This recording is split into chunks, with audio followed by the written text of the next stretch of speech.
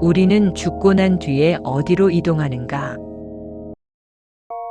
인간은 태어난 순간부터 하나의 질문을 안고 살아갑니다. 죽으면 우리는 어디로 가는가? 이 질문은 수천 년 동안 철학자, 종교인, 과학자, 그리고 평범한 사람들의 머릿속을 맴돌았습니다. 어느 누구도 확실한 답을 내린 적은 없지만 그럼에도 불구하고 우리는 끊임없이 그 문을 두드렸습니다. 왜냐하면 그 문은 누구도 피할 수 없는 길이자 결국 모든 이가 통과해야 하는 관문이기 때문입니다. 젊을 때는 죽음이 멀리 있는 산맥처럼 느껴집니다. 손에 잡히지 않는 신비이자 아직은 발길이 닿지 않을 먼 길입니다. 하지만 나이가 들어가면서 죽음은 점점 더 가까이서 우리를 바라보는 존재가 됩니다. 친구의 장례식에서 부모의 마지막 눈빛에서 혹은 몸에 깃드는 작은 병의 징후 속에서 우리는 문득 깨닫게 되지요. 하지만 잠깐 여기서 멈춰서 생각해 봅시다. 죽음에 대한 두려움은 사실 미지에 대한 두려움입니다.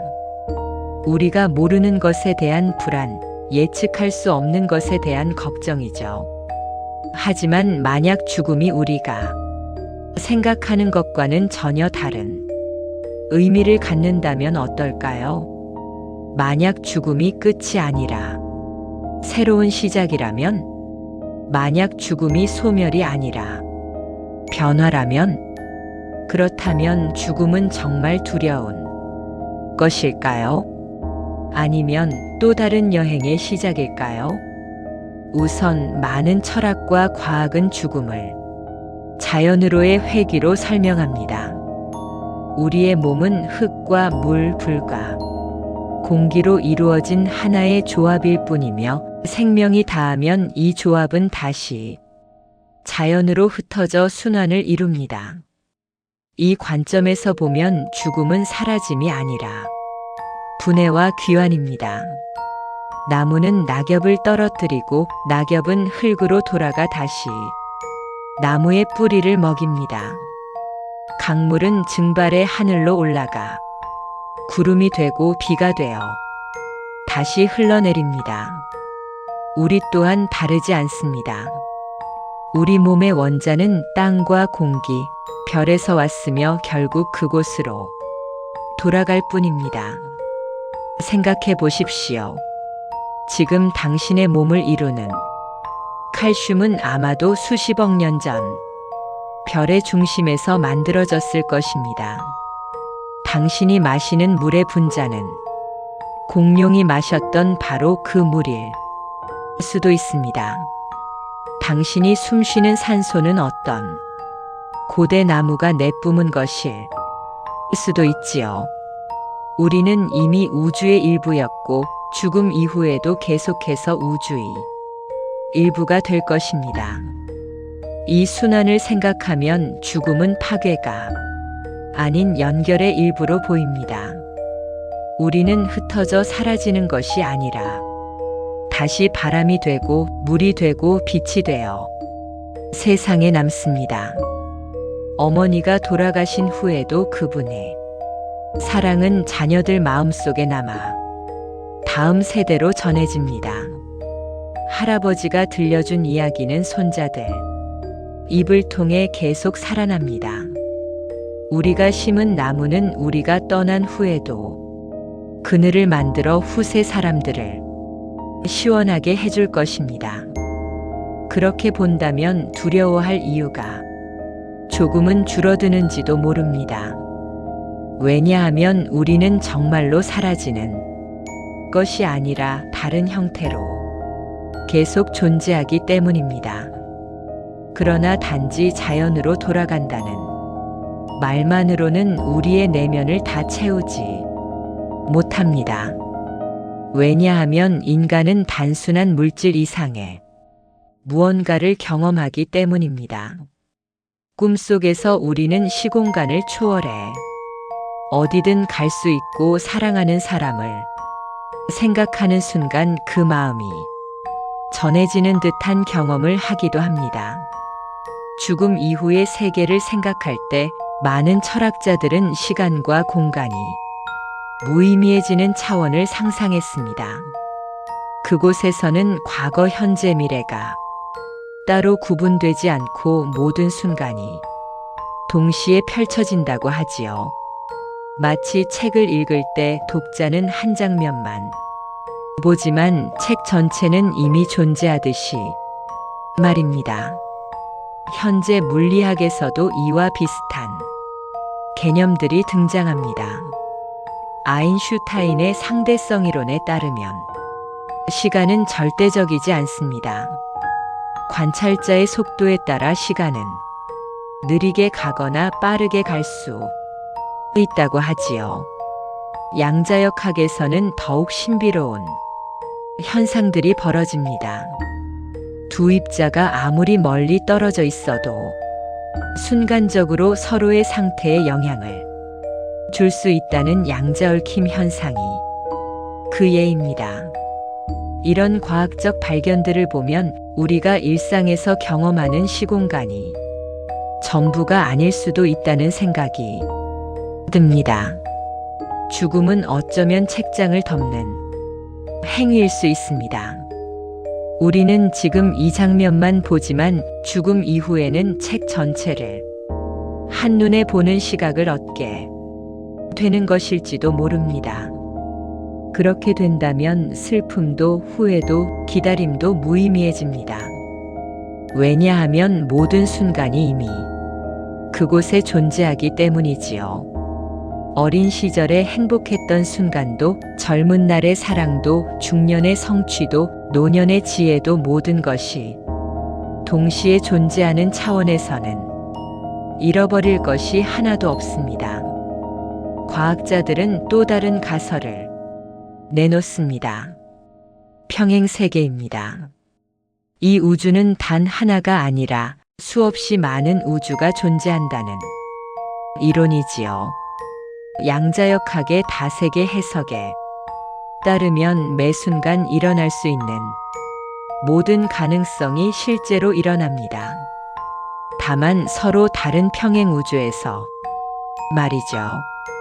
만약 그렇다면 우리가 죽음을 맞이하는 순간 또 다른 세계에서 또 다른 내가 깨어날 수도 있습니다.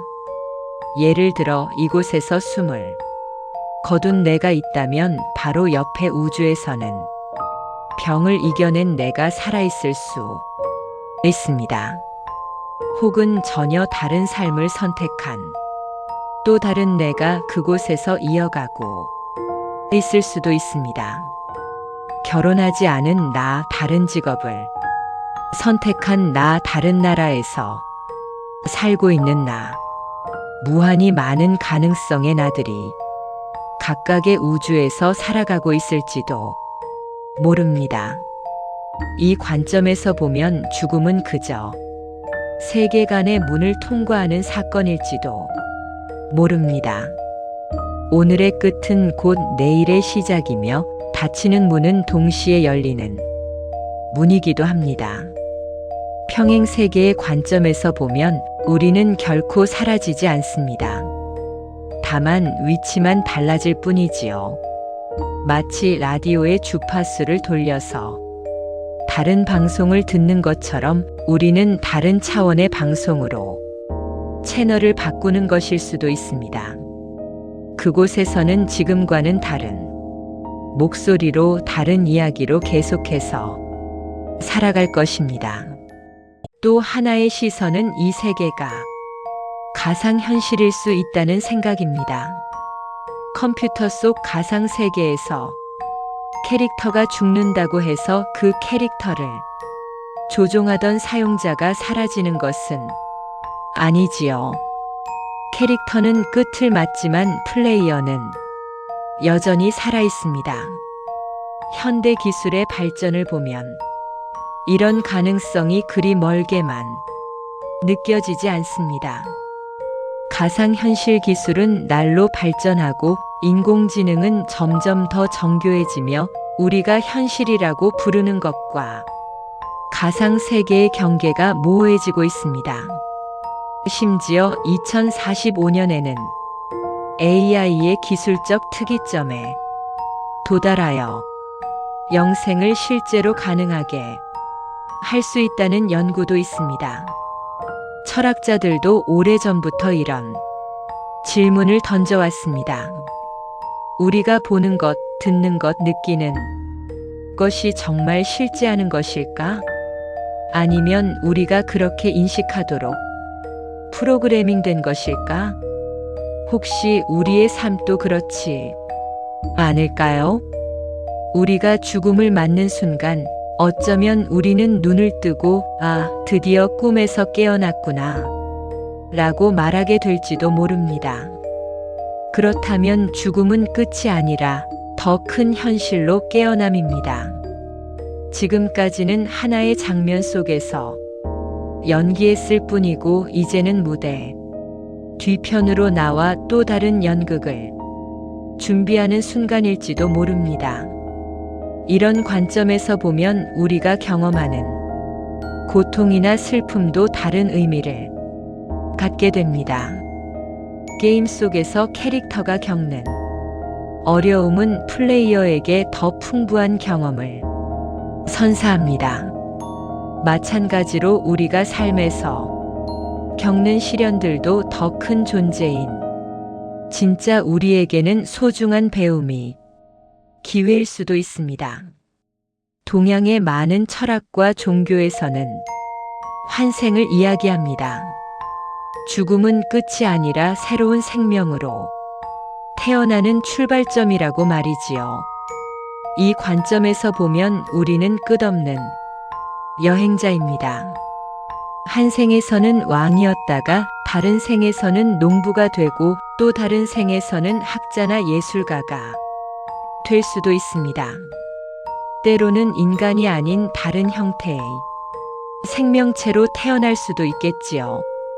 나무가 되어 수백 년을 한자리에서 묵묵히 서 있으며 세상의 변화를 지켜볼 수도 있고, 새가 되어 하늘을 자유롭게 날아다니며 구름과 바람을 벗삼을 수도 있습니다. 강이 되어 끝없이 흘러가며 모든 것을 품고 바다로 향할 수도 있겠지요. 이런 환생의 관점에서 보면 죽음은 단지 옷을 갈아입는 것과 같습니다. 낡은 옷을 벗고 새 옷을 입듯이 우리는 낡은 몸을 벗고 새로운 몸으로 갈아입는 것일 수도 있습니다. 그렇다면 죽음을 두려워할 이유가 있을까요? 새로운 모험이 시작되는 것인데 말이지요. 물론 지금의 기억이나 정체성을 잃을 수도 있다는 것이 아쉬울 수 있습니다. 하지만 생각해보면 우리는 이미 매일 조금씩 변화하고 있습니다. 어린 시절의 나와 지금의 나는 정말 같은 사람일까요? 몸도 바뀌었고 생각도 바뀌었고 성격도 어느 정도는 바뀌었습니다. 그럼에도 우리는 여전히 나라고 느끼지요. 환생도 이와 비슷할 수 있습니다. 겉모습은 완전히 바뀌지만 어딘가 깊은 곳에는 변하지 않는 본질적인 무언가가 남아있을 수도 있습니다. 현대 과학은 죽음을 단순히 받아들이지 않고 극복하려는 시도를 이어가고 있습니다. 새로운 치료법, 유전자 교정, 인공지능을 통한 예측 진단, 나아가 뇌를 디지털로 옮기는 마인드 업로딩까지 줄기세포 연구로 손상된 장기를 재생시키고 나노기술로 암세포만 골라서 공격하며 텔로미어 연장으로 세포 노화를 늦추려는 시도들이 계속되고 있습니다. 어떤 과학자들은 인간의 의식을 컴퓨터에 업로드해서 디지털 세상에서 영원히 살 수 있게 하려고 합니다. 또 어떤 이들은 냉동 보존 기술로 죽음을 일시 정지시켜 미래의 기술이 발전했을 때 되살리려 합니다. 이 모든 시도는 결국 조금 더 오래 머물고 싶다는 소망에서 비롯됩니다. 사랑하는 사람들과 더 많은 시간을 보내고 싶고 더 많은 것을 배우고 경험하고 싶다는 마음이지요.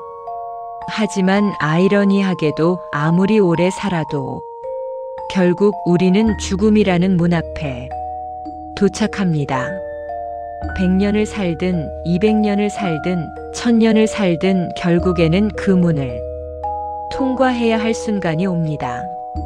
하지만 중요한 건 그 문 너머에는 언제나 새로운 차원이 기다린다는 사실입니다.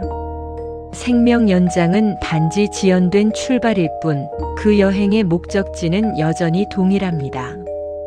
자연으로, 고차원으로, 평행세계로, 혹은 깨어난 현실로. 그렇다면 지금 우리가 해야 할 일은 무엇일까요? 단순히 죽음을 미루려고만 하는 것보다는 죽음을 받아들이고 그 너머의 가능성을 상상해 보는 것이 더 지혜로울 수도 있습니다. 물론 건강하게 오래 사는 것도 좋습니다. 하지만 그것이 전부는 아니지요. 역설적이게도 죽음은 우리에게 많은 선물을 줍니다. 먼저 죽음이 있기에 우리는 시간의 소중함을 알게 됩니다. 만약 우리가 영원히 산다면 오늘 하지 않은 일을 내일 해도 되고 내일 만나지 않은 사람을 모레 만나도 될 것입니다. 하지만 시간이 한정되어 있기에 우리는 매 순간을 더 소중히 여기게 됩니다. 둘째, 죽음이 있기에 우리는 사랑의 깊이를 알게 됩니다. 영원히 함께할 수 있다면 사랑하는 사람을 특별히 아껴해야 할 이유가 없겠지요. 하지만 언젠가는 헤어져야 한다는 것을 알기에 우리는 더욱 간절히 사랑하게 됩니다. 셋째, 죽음이 있기에 우리는 의미를 찾게 됩니다. 끝이 없다면 시작도 의미가 없겠지요. 하지만 한정된 시간 안에서 무엇을 이루고 무엇을 남길 것인가를 고민하기에 우리의 삶은 더욱 의미 깊어집니다. 넷째, 죽음이 있기에 우리는 성장하게 됩니다. 영원히 같은 모습으로 살 수 있다면 변화할 이유가 없겠지요. 하지만 제한된 시간 안에서 더 나은 사람이 되려고 노력하기에 우리는 계속 성장할 수 있습니다. 이렇게 보면 죽음은 우리의 적이 아니라 스승입니다.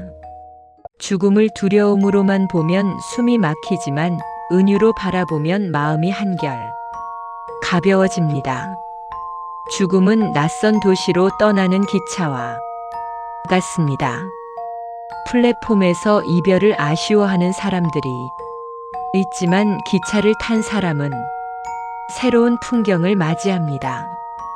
처음에는 낯설고 두려울 수 있지만 점점 창밖의 아름다운 경치에 마음을 빼앗기게 될 것입니다. 또 죽음은 잠에서 깨어남과도 같습니다. 꿈속에서는 모든 것이 진짜 같지만 눈을 뜨면 그것이 환상이었음을 알게 됩니다.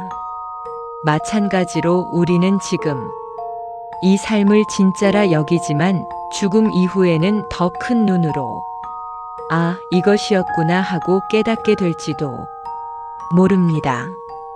죽음은 또한 책의 마지막 장을 넘기는 것과도 같습니다. 한 권의 책이 끝나면 우리는 다른 책을 펼쳐듭니다. 더 흥미진진한 이야기가, 더 깊이 있는 내용이 우리를 기다리고 있을지도 모르지요. 죽음은 긴 연극의 막이 내리는 것과도 같습니다. 한 편의 연극이 끝나면 배우들은 무대 뒤로 가서 분장을 지우고 일상으로 돌아갑니다. 우리도 이 삶이라는 연극이 끝나면 본래의 모습으로 돌아가는 것일 수도 있습니다. 죽음은 마침표가 아니라 쉼표일 수도 있습니다. 문장이 끝나는 것이 아니라 잠시 숨을 고르는 순간일 뿐이지요. 우리가 죽음에 대해 가장 두려워하는 것 중 하나는 사랑하는 사람들과의 이별입니다. 부모님이 돌아가시면 어떻게 살아야 할까? 배우자나 자녀를 먼저 보내면 어떻게 견딜 수 있을까 하는 걱정들 말이지요. 하지만 여기서도 다른 관점으로 바라볼 수 있습니다. 만약 죽음 이후에도 의식이 계속된다면 우리가 사랑했던 사람들과의 연결도 계속될 수 있습니다. 물리적인 형태는 바뀔 수 있지만 사랑이라는 본질적인 연결고리는 남아있을 수도 있지요. 많은 사람들이 돌아가신 가족이나 친구들의 존재를 어딘가에서 느낀다고 합니다. 꿈에서 만나거나 문득 그들의 목소리가 들리는 듯한 경험을 하기도 하지요. 이것이 단순한 착각이나 위안일 수도 있지만 어쩌면 다른 차원에서 그들이 실제로 우리와 소통하려는 시도일 수도 있습니다. 사랑은 물리적 법칙을 초월하는 힘일지도 모릅니다. 아무리 멀리 떨어져 있어도 사랑하는 사람을 생각하는 순간 마음이 전해지는 듯한 경험은 누구나 해보았을 것입니다. 죽음 이후에도 이런 연결이 지속될 수 있다면 이별은 완전한 끝이 아니라 다른 형태의 만남의 시작일 수도 있습니다. 전 세계의 다양한 문화들은 죽음을 서로 다르게 해석해왔습니다. 이집트인들은 죽음을 또 다른 세계로의 여행으로 보았습니다.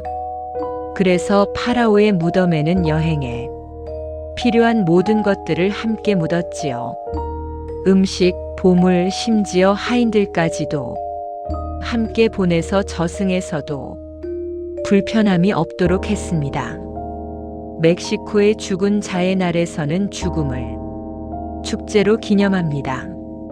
돌아가신 가족들이 이승으로 돌아오는 날로 여기며 그들을 위해 좋아했던 음식을 차려놓고 즐겁게 시간을 보냅니다. 티베트의 불교도들은 바르도라는 개념을 갖고 있습니다. 죽음과 재탄생 사이의 중간 상태를 말하는 것으로 이 기간 동안 의식은 여러 단계를 거쳐 새로운 생명으로 태어날 준비를 한다고 믿습니다. 아프리카의 많은 부족들은 조상들이 죽어서 사라지는 것이 아니라 영혼의 형태로 계속 부족을 지켜본다고 믿습니다. 중요한 결정을 내릴 때는 조상들의 지혜를 구하기도 하지요. 북유럽의 바이킹들은 용감하게 전사한 전사들이 바랄라라는 천상의 궁전으로 간다고 믿었습니다. 그곳에서는 영원한 잔치와 싸움을 즐길 수 있다고 했지요. 이처럼 다양한 문화들이 죽음을 서로 다르게 해석한다는 것은 죽음이 절대적인 의미를 갖지 않는다는 것을 보여줍니다. 죽음의 의미는 우리가 어떻게 바라보느냐에 따라 달라질 수 있습니다. 현대 과학은 의식에 대한 놀라운 발견들을 계속해서 하고 있습니다. 뇌과학자들은 의식이 단순히 뇌의 신경세포들이 만들어내는 전기 신호의 결과가 아닐 수도 있다고 말하기 시작했습니다. 의식은 뇌에서 일어나는 현상을 넘어선 무언가일 수도 있다는 것이지요. 양자물리학자들은 의식과 물질이 서로 영향을 주고받는다는 증거들을 발견하고 있습니다. 관찰자의 의식이 실험 결과에 직접적인 영향을 미친다는 것입니다. 이는 의식이 물질 세계와는 별개의 독립적인 존재일 가능성을 시사합니다. 만약 의식이 뇌라는 물질과는 분리된 존재라면 뇌가 죽는다고 해서 의식까지 사라져야 할 이유는 없겠지요. 마치 라디오가 고장나도 전파는 여전히 공중에 존재하듯이 말입니다. 근사체험을 연구하는 과학자들도 흥미로운 발견들을 하고 있습니다. 임상적으로 죽음 상태에 도달했던 사람들이 되살아나서 들려주는 이야기들에는 공통점이 많습니다. 밝은 빛을 보고 평화로운 감정을 느끼며 돌아가신 가족들을 만나고 자신의 인생을 돌아보게 된다는 것들이지요. 이런 경험들이 단순히 뇌의 산소 부족으로 인한 환각일 수도 있지만 어떤 과학자들은 실제로 다른 차원의 경험일 가능성도 배제하지 않습니다. 기술의 발전으로 새로운 형태의 생존 방식들도 상상해 볼 수 있게 되었습니다. 인공지능과 컴퓨터 기술의 발전으로 인간의 의식을 디지털 형태로 저장하고 재현하는 것이 가능할지도 모른다는 연구들이 진행되고 있습니다. 만약 우리의 기억, 성격, 사고 패턴 등을 모두 디지털 데이터로 변환해서 저장할 수 있다면 우리는 컴퓨터 속에서 영원히 살 수 있을지도 모릅니다. 물론 그것이 진짜 나인지 아니면 단순히 나를 모방한 프로그램인지에 대한 철학적 논란은 있겠지만 최소한 우리의 일부분은 계속 존재할 수 있을 것입니다. 또한 홀로그램 기술이나 가상현실 기술이 발전하면 돌아가신 분들을 디지털 형태로 재현해서 만날 수도 있을 것입니다. 그분들의 목소리, 표정, 말투, 생각 등을 그대로 재현한 가상의 존재와 대화할 수 있게 될지도 모르지요. 이런 기술들이 진짜 죽음을 극복하는 방법인지는 의문이지만 최소한 이별의 아픔을 달래주는 위안이 될 수는 있을 것입니다. 그렇다면 죽음이 다가올 때 우리는 어떤 자세를 가져야 할까요? 첫째, 받아들임입니다. 죽음을 억지로 피하려고만 하지 말고 자연스러운 과정으로 받아들이는 것이 중요합니다. 봄이 지나면 여름이 오고 여름이 지나면 가을이 오듯이 삶이 지나면 죽음이 오는 것은 자연의 순리입니다. 둘째, 감사함입니다. 지금까지 살아온 모든 순간들에 감사하는 마음을 갖는 것입니다. 좋았던 기억들, 힘들었던 시간들, 모든 것이 우리를 지금의 우리로 만들어준 소중한 경험들입니다. 셋째, 사랑입니다. 남은 시간 동안 사랑하는 사람들에게 더 많은 사랑을 표현하고 용서할 것은 용서하며 화해할 것은 화해하는 것입니다. 넷째, 의미 찾기입니다.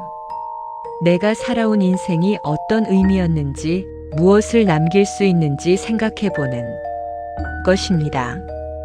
자녀들에게 전해줄 지혜, 세상에 남길 좋은 영향, 이런 것들을 통해 우리는 물리적 죽음 이후에도 계속 살아갈 수 있습니다.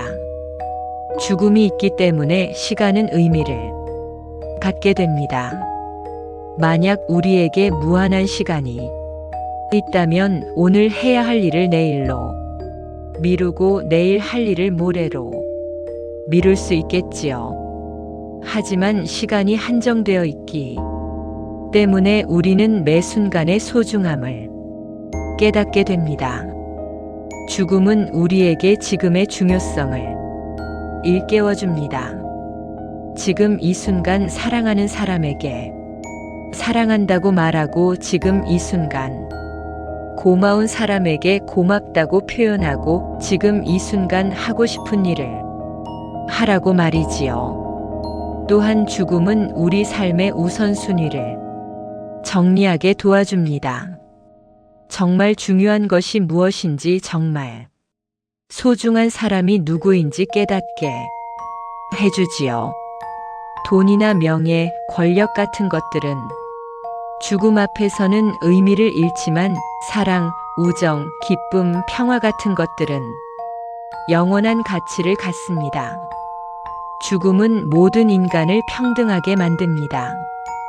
부자든 가난한 사람이든 권력자든 평범한 사람이든 유명한 사람이든 무명의 사람이든 모두가 똑같이 죽음을 맞이합니다. 이런 죽음의 평등함은 우리에게 겸손함을 가르쳐 줍니다. 아무리 높은 지위에 있어도, 아무리 많은 것을 소유하고 있어도 결국은 모든 것을 놓고 떠나야 한다는 사실을 깨닫게 해주지요. 이는 또한 우리에게 다른 사람들에 대한 연민과 이해심을 갖게 해줍니다. 모든 사람이 똑같이 유한한 존재라는 것을 알기 때문에 서로를 더욱 소중히 여기게 되는 것입니다. 우리가 물리적으로 죽는다고 해서 모든 것이 사라지는 것은 아닙니다. 우리는 많은 것들을 유산으로 남길 수 있습니다. 첫째, 자녀들입니다.